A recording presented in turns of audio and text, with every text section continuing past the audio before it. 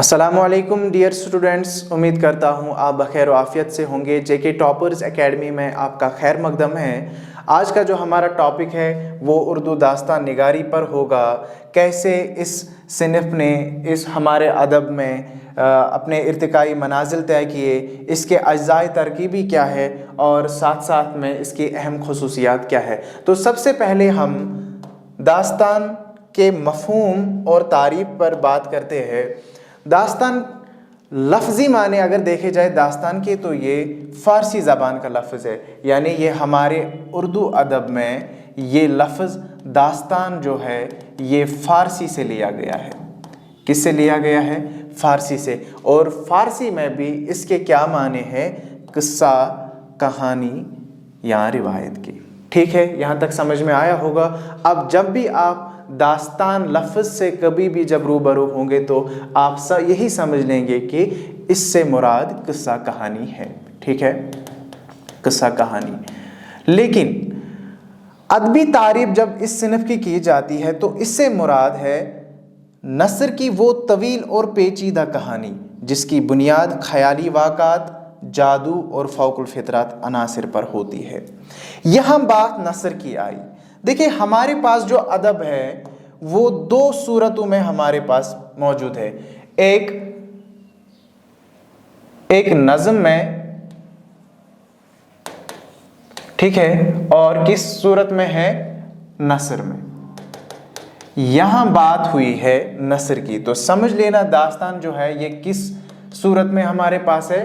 नसरी शक्ल में हमारे पास है। ठीक है, और नसर में क्या होता है कि एक अदीब जो है, एक तख्लीक़कार जो है, इसको आज़ादी होती है कि वो अपने ख़यालात का इजहार बड़े तबसरे के साथ कर सकता है। ठीक है, यानी कि उसको कोई बंदिश नहीं है। लेकिन नज़म में अगर देखा जाए, ठीक है, नज़म में क्या करना होता है? एक शायर को, यानी कि एक शायर को, एक तख्लीक़कार को क्या करना होता है? दरिया को कूज़े में बंद करना होता है। कूज़े में बंद करना होता है, यानी कि यहाँ पे वो इशारों, किनायों, तशबीहात, इस्तिआरों से मदद लेता है। लेकिन नसर में क्या है? यहाँ पे एक अदीब तबसरे के साथ अपने ख़यालात का इजहार कर सकता है। साथ साथ में यहाँ पे जो है पेचीदगी होती है। ये पेचीदगी किस तरीके से आती है? जब कहानी में क्या होता है, कहानी में जब कहानी आगे बढ़ती है तो इसमें आगे चलकर कहीं ज़ैली कहानियाँ भी सामने आती है, तो इससे क्या हो जाता है? इससे पेचीदगी इजहार होती है, यानी कि इसका प्लॉट पेचीदा हो जाता है। तो इससे क्या होता है कि कारी जो है ये उलझाव का शिकार होता है। और इस कहानी की बुनियाद जो है वो किस पर होती है? ख़याली वाक़ात पर होती है, जादू, फ़ौकुल फितरत अनासिर पर होती है। इन तमाम अनासिर को आगे हम तफसील से पढ़ेंगे। तो मैं यहाँ पे यही उम्मीद करूँगा कि आपने दास्तान के लफ्ज़ी माने से भी अब आपने वाक़फ़ियत हासिल की होगी और समझा भी होगा, और अदबी तारीफ़ भी आपने अच्छे तरीके से समझा होगा। ठीक है, तो आगे बढ़ते हैं।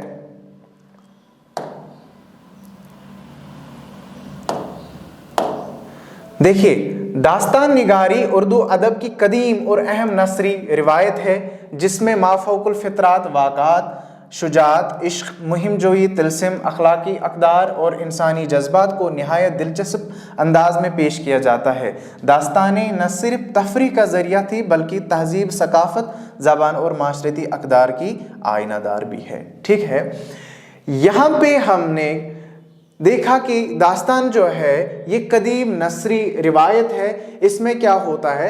मा फ़ौकुल फितरत अनासिर। मा फ़ौकुल फितरत अनासिर ये हैरान कुन वाक़ात होते हैं, यानी कि इनका हकीकत के साथ कोई ताल्लुक़ नहीं होता है। ये ऐसे अनासिर होते हैं जिनको अक्ल की कसौटी पर परखा नहीं जाता। अक्ल की कसौटी पर परखा नहीं जा सकता। यानी जिस तरह से आप सब बच्चों ने अलिफ लैला तो देखी होगी, ठीक है, the Arabian Nights, the Arabian Nights, ठीक है, आपने देखी होगी। इसमें क्या होता है कि बाज औकात आदमी जो है वो मैट पे चढ़ता है, ठीक है, और ये मैट फिर हवा में क्या करता है, ये फिर हवा में उड़ता है ये मैट, ठीक है। लेकिन अगर हकीकत में देखा जाए तो क्या एक आदमी जब मैट पे चढ़ेगा तो क्या मैट उड़ सकता है? क्या मैट उड़ सकता है? नहीं। क्यों नहीं उड़ सकता? क्योंकि जब भी हमारी अक्ल क्या कहती है, लॉजिक क्या कहता है, जब भी हम मैट को हवा में ऐसे उछाल देते हैं तो वो कुछ ही सेकंड के बाद नीचे आ जाता है। क्यों? क्योंकि ग्रेविटेशनल पुल है और ये हकीकत पर मबनी है कि मैट जो है ये हवा में नहीं उड़ सकता, ठीक है। लेकिन दास्तानों में क्या है, ये दिखाया जा सकता है। यहाँ दूसरी बात आपने अलादीन का चिराग देखा होगा, ठीक है, वो सीरियल में भी देखा होगा या दास्तान पढ़ी भी होगी। अलादीन का चिराग क्या है? अलादीन के चिराग में एक वो सुराही जैसा है, मान लीजिए ऐसे, और इसको वो क्या करता है, वो रगड़ मारता है तो यहां से इस छोटे वाले होल से एक जिन नमूदार होता है। क्या होता है? जिन नमूदार होता है। तो क्या अक्ल इस चीज को तस्लीम करेगी कि एक सुराही के अंदर एक जिन दाखिल हो सकता है और रगड़ने पर बाहर नमूदार हो सकता है? नहीं। इन्हीं अनासिर को हम मा फौकुल फितरात अनासिर कहते हैं। क्यों? क्योंकि ये अक्ल की कसौटी पर नहीं परखे जा सकते, और साथ साथ में इसके जो किरदार होते हैं वो शहजादियाँ होती है, यानी कि ये भी हकीकत के साथ इनका दूर का वास्ता नहीं होता है। साथ साथ में इसमें इश्क दिखाया जाता है। इश्क किन के बीच? एक हीरो होता है। देखिए, हर कहानी का एक मरकजी किरदार होता है, एक मरकजी किरदार होता है, और इस दास्तान में जो मरकजी किरदार होता है वो कौन होता है? एक हीरो होता है, ठीक है। और ये हीरो जो है इसमें शुजाअत होती है। क्या होती है? शुजाअत, यानी बहादुर होता है, बहादुर होता है। और इसी के तवज्जुह से ये कहानी आगे बढ़ती है, और बाकी किरदार जो है हमेशा जो नेक किरदार होते हैं, ठीक है, नेक किरदार हमेशा इस मरकजी किरदार की मदद करते हैं, ठीक है। इश्क होता है किसी ये शहजादी के साथ, या ठीक है, या किसी औरत के साथ ये इश्क में मुब्तला होता है, ठीक है। तो इश्किया दास्तान, उनकी इश्किया दास्तान, ठीक है, मुहिम जोई यानी कि एडवेंचरस, जो हमें हैरान करने की पे मजबूर करते हैं, ऐसे वाक़ा दिखाए जाते हैं, तिलसिम जादुई। लेकिन साथ साथ में अगरचे ये हमने देखा है कि दास्तान अगरचे इसकी खुसूसियत, इसकी अगर देखा जाए इसकी अहमियत उस वक्त पे क्या थी कि दास्तान जो है ये वक्त गुजारी के लिए पढ़े जाते थे या सुनाए जाते थे। लेकिन क्या होता है, इसमें खाली तफरी या वक्त गुजारी से काम नहीं लिया जा सकता। दास्तान के ज़रिए तहजीब, सकाफ़त, ज़बान और माशरती अक़दार की भी अक्कासी होती है। यानी कि हम कह सकते हैं कि ये तहजीब, सकाफ़त, ज़बान और माशरती अक़दार की आइनादार भी है। इनसे उस वक़्त के वो लोग क्या खाते थे, क्या पीते थे, उनके रस्म व रिवाज क्या थे, तेज त्योहार क्या थे, उनसे हम वाक़फ़ियत हासिल करते हैं, ठीक है। यहाँ तक समझ में आया? यहाँ तक समझ में आया होगा कि दास्तान निगारी में किन किन अनासिर से का सामना करना होता है, ठीक है। आगे बढ़ते हैं।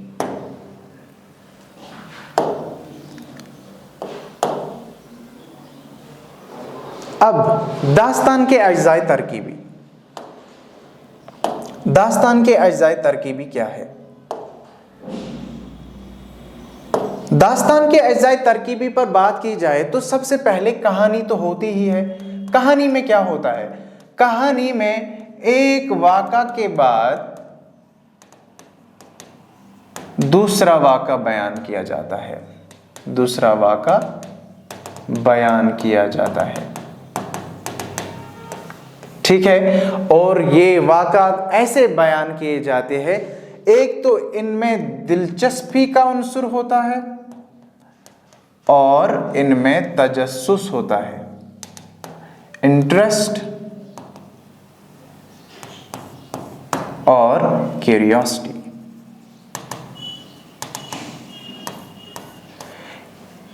ये वाक़ात जो है ये तजस्सुस और दिलचस्पी के साथ पेश किए जाते हैं। इसके बाद प्लॉट आता है। प्लॉट की बात की जाए तो प्लॉट इन ही वाक़ात की मंतकी तरतीब होती है। मंतकी तरतीब यानी इन वाक़ात की तरतीब व तंजीम, ठीक है, तरतीब व तंजीम, ठीक है। कहानी का ढांचा, दास्तान का प्लॉट गैर मुसलसल और तवील होता है। देखिए प्लॉट भी दो तरह के होते हैं, ठीक है, एक तो सादा और पेचीदा, ठीक है। सादा प्लॉट में क्या होता है, कहानी शुरू से आखिर तक एक ही सीधे रास्ते पर चलती है, जैसे इब्तिदाई, दरमियानी और उस आखिर पे खात्मा, यानी कि सीधे सादा प्लॉट में क्या होता है, सादा प्लॉट में समझ लीजिए ऐसे, पहले इब्तिदा होती है, ठीक है, फिर इब्तिदा, ठीक है, इब्तिदा के बाद क्या है, यहाँ पे खात्मा होता है, लेकिन ये आसान तरीके से होता है, ठीक है। ये कहानी जो है यहाँ सीधे तरीके से आगे चलती है।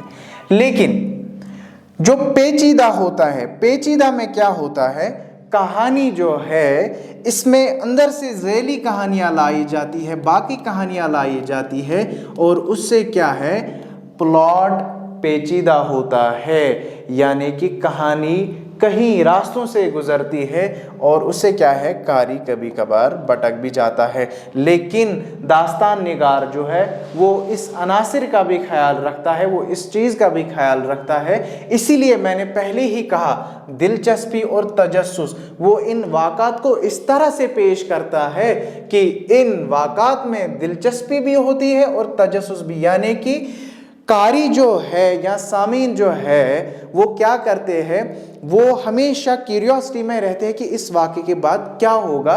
वो बड़े ही अच्छे तरीके से उसको सुनने में दिलचस्पी लेते हैं या पढ़ने में दिलचस्पी लेते हैं, ठीक है। उसके बाद किरदार निगारी पर अगर हम बात करें तो दास्तान में जो किरदार निगारी होती है वो हीरो, मैंने पहले ही कहा मरकज़ी किरदार, हीरोइन, ठीक है, और जादूगर, अयार, हर किरदार की अपनी अलग शनाख्त और खुसूसियत होती है। साथ साथ में इसमें जो किरदार होते हैं वो जिन, परियां, शहजादियां होती है, ठीक है। मा फौकुल फितरात, मैंने पिछली वाली स्लाइड में इस पर तबसरा किया कि मा फौकुल फितरात के कौन से फितरात होते हैं, वो अनासिर, वो जिनको अक्ल की कसौटी पर नहीं परखा जा सकता, ठीक है। यहाँ पे क्या है, जिन, परी, देव, तिलस्म, ये अनासिर कहानी में सहर और जादू का उन्सर पैदा करती है, ठीक है। फ़ज़ा आफरीनी होती है, यानी कि ये किसी ना किसी बादशाह के ज़माने की कहानी होती है। इसमें महलात का जिक्र होता है, कुल्लों का जिक्र होता है, ठीक है, समझ में आई, यानी कि फलां मुल्क में फलां बादशाह रहता था, ये था वो था। इसमें फ़ज़ा आफरीनी भी कामयाबी के साथ लाई जाती है, ठीक है। यहाँ तक अज्जाए तरकीबी आपने समझे होंगे। कहानी है, ठीक है, प्लॉट है, ठीक है, किरदार निगारी है, मा फौकुल फितरात अनासिर है, फ़ज़ा आफरीनी है, ठीक है। आगे बढ़ते हैं।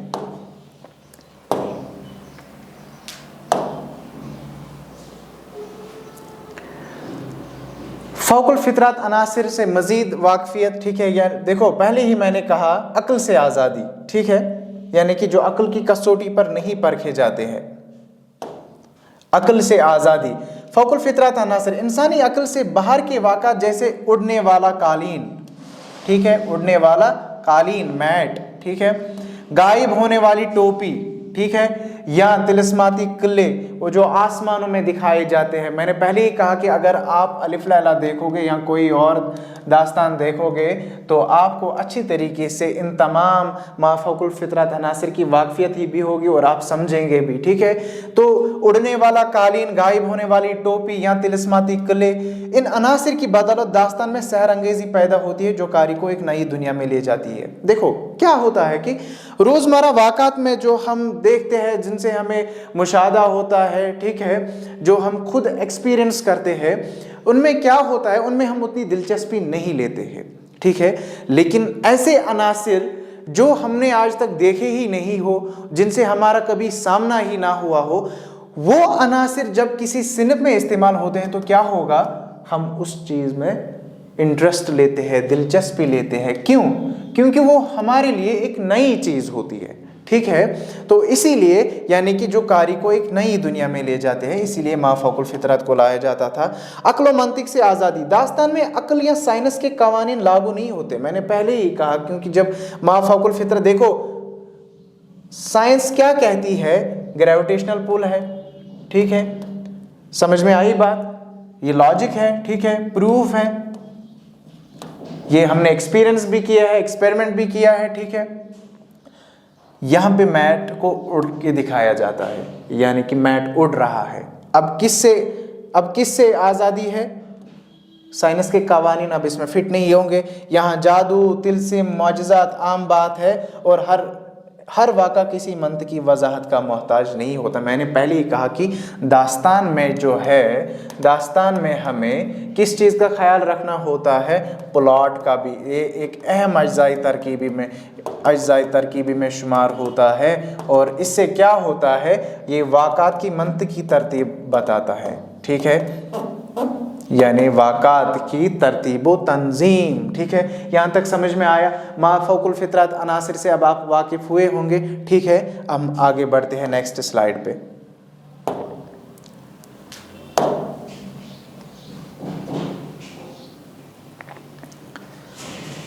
दास्तान की बुनियादी खुसूसियत, ठीक है, दास्तान की बुनियादी खुसूसियत, खैर और शर की जंग, ठीक है। दास्तान के मौज़ूआत आमतौर पर महदूद होते हैं। अक्सर एक पूरी दास्तान का मरकज़ एक शहज़ादे और एक शहज़ादी का इश्क होता है, जो मैंने गालिबन दूसरी वाली स्लाइड में कहा था कि इसका एक मरकज़ी किरदार होता है, ठीक है। मरकज़ी किरदार कौन होता है? एक हीरो होता है, ठीक है, शहज़ादा होता है, ठीक है, और एक शहज़ादी को भी दिखाया जाता है, जिनके बीच में क्या होता है, जिनके बीच में एक इश्क होता है, ठीक है। लेकिन इन्हीं दो किरदारों के ज़रिए दास्तान को कई तरह के वाक़ात और मौज़ूआत पैदा करता है, इन्हीं के ज़रिए, ठीक है। मैंने कहा था कहानी में कि इसमें कई कहानियाँ हो सकती है। मैंने कहा था कि प्लॉट जो है वो सादा भी हो सकता है और पेचीदा भी हो सकता है, ठीक है, सादा भी हो सकता है और पेचीदा भी हो सकता है। यानी कि सादा में क्या होता है, कहानी आराम से चलती है, ठीक है, उसमें कोई उलझाव नहीं होता है। लेकिन पेचीदा में क्या होता है कि कुछ ज़ैली कहानियां भी लाई जाती है, ठीक है। लेकिन ये ज़ैली कहानियां भी ऐसे लाई जाती है कि जो मरकज़ी कहानी होती है इससे ये रब्त रखते हो, यानी कि इससे इनका मुकम्मल रिश्ता होना चाहिए। यानी कि ऐसी कहानी नहीं लानी होती है जिसको ये शहज़ादे या शहज़ादी के किरदार से इनका दूर का भी वास्ता ना हो। ऐसे कहानियाँ नहीं लाई जाती है, बल्कि कौन सी कहानियाँ लाई जाती है, जो शहज़ादे और शहज़ादी से ताल्लुक़ रखते हो, यानी कि इनकी कहानी, इनकी मरकज़ी कहानी से जुड़ी हुई हो, ठीक है। यहाँ तक समझ में आया। मुस्तनद नतीजा, हर दास्तान के आखिर में हमेशा नेकी फतयाब होती है। अक्सर क्या होता है, मैंने कहा था कि ये जो मरकज़ी किरदार होता है, ये जो शहज़ादा होता है, बाकी दीगर किरदार जो इस दास्तान में होते हैं, नेक किरदार, ठीक है, नेक किरदार जो होते हैं वो क्या करते हैं, वो हमेशा हीरो यानी मरकज़ी किरदार की मदद करते हैं, ठीक है। हमेशा किस में? हक को फतहयाब होने में, यानी कि बातिल को मात देने में, ठीक है। बातिल की मात में। ये हमेशा इस शहजादे की मदद करते हैं और नतीजा भी क्या निकलता है कि हमेशा जो है दास्तान में हक की जीत होती है। ठीक है, हक की जीत होती है। अब समझ में आई यहाँ पे बात क्या होता है दास्तान में, हमेशा आखिर पे नतीजा क्या निकलता है कि हमेशा बदी की हार होती है और सच्चाई की जीत होती है। ठीक है, आगे बढ़ते हैं।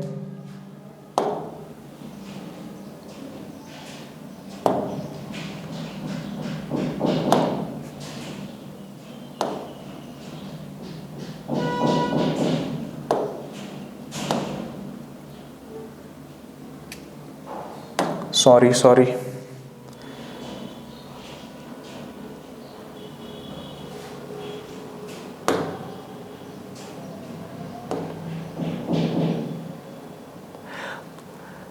दास्तान में अहम चीज तवालत होती है। ठीक है, तवालत, लेंथ, यानी इससे क्या होता है कि दास्तान निगार जो है, दास्तान गो जो है, वो क्या करता है, दास्तान को तवील करता है, दास्तान को तवालत बख्शता है, यानी लेंथ करता है। ठीक है, और हमारे पास इसकी जिंदा मिसाल कौन सी है, दास्तान अमीर हमजा। कौन सी है, दास्तान अमीर हमजा।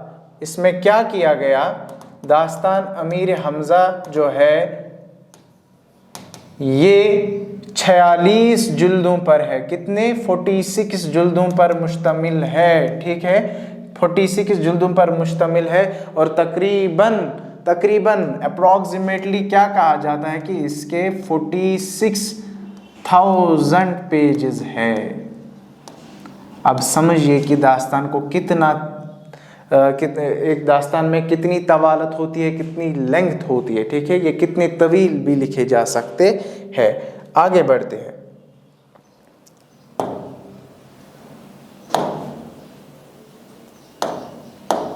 देखिए, दास्तान के इर्तिका पर, यानी कि डेवलपमेंट, ठीक है, कैसे इसने अपने इर्तिकाई मनाजिल तय किए। सबसे पहले अगर देखा जाए तो हमारे यहाँ उर्दू में एक मंजूम दास्तान होती थी, यानी नज़म की शक्ल में ये देखी गई है। गालिबन 1490 AD में इसको दरियाफ्त किया गया है। ठीक है, मंजूम दास्तान कौन है, पदम राव 1460 में मंजूम दास्तान है। ठीक है, नज़म की सूरत में है। कौन सी है, पदम राव। ठीक है,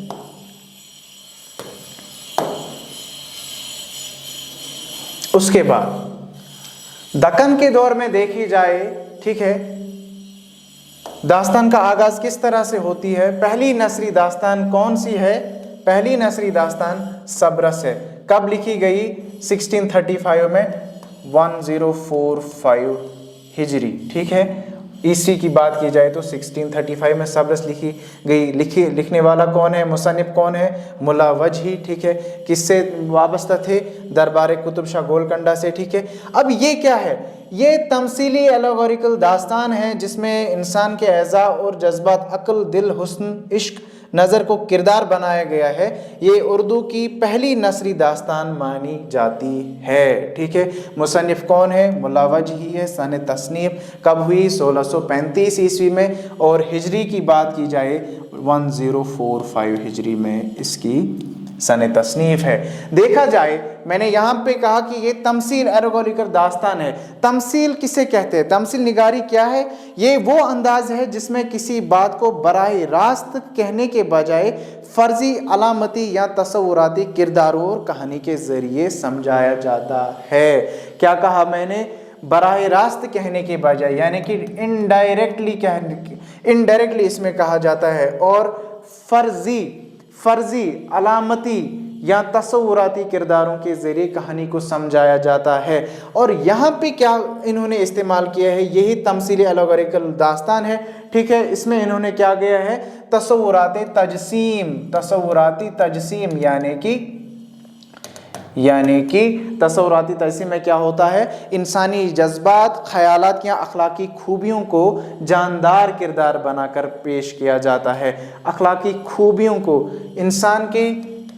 इंसान के ख़यालात, जज्बात और अखलाकी खूबियों को जानदार बनाकर पेश किया जाता है, जानदार बनाकर पेश किया जाता है। ठीक है, अब यहाँ पे इन्होंने किन जज्बात को, किन एज़ा को ये जानदार बनाकर पेश किया है? अक्ल। ठीक है, अक्ल को जानदार बनाकर पेश किया है। दिल, ठीक है, हुस्न, ठीक है, इश्क, ठीक है। ये क्या है? ये एक इंसानी एहसासात, जज्बात है। ठीक है, इनको इन्होंने किरदार की सूरत में पेश किया है, यानी ये आपस में डायलॉग करते हैं। ठीक है, समझ में आया यहाँ तक? ठीक है, तो बढ़ते हैं नेक्स्ट वाले। तो आज का जो लेक्चर है इसको हम यहीं पे इख्तिताम करते हैं। नेक्स्ट लेक्चर जो हमारा होगा वो उर्दू दास्तान का आगाज़ व इर्तिका, यानी कि नसर की सूरत में कैसे इसको फ़रोग मिला, उसको हम इंशाल्लाह नेक्स्ट वाले लेक्चर में आगे पढ़ेंगे। तब तक के लिए मुझे दीजिए इजाज़त। अस्सलाम वालेकुम।